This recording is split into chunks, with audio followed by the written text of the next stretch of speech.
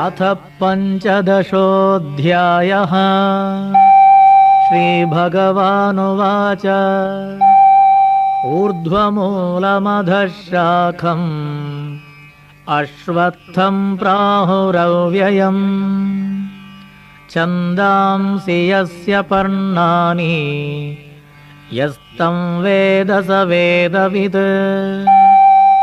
अधश्चोर्ध्वं प्रसृतास्तस्य शाखाः गुणप्रवृद्धा विषयप्रवालाः।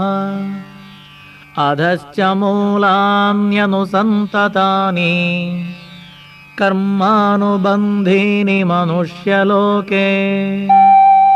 न रूपमस्येह ततोपलभ्यते नान्तो न चादिर्न च सम्प्रतिष्ठा।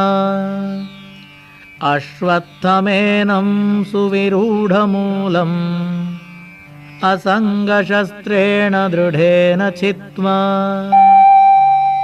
ततः पदं तत्परिमार्गितव्यम् यस्मिन् गता न निवर्तन्ति भूयः। तमेव चाद्यं पुरुषं प्रपद्ये यतः प्रवृत्तिः प्रसृता पुराणी। निर्मानमोहाजितसङ्गदोषाः अध्यात्मनित्या विनिवृत्तकामाः। द्वन्द्वैर्विमुक्ता सुखदुःखसञ्ज्ञैः गच्छन्त्यमूढाः पदमव्ययं तत्।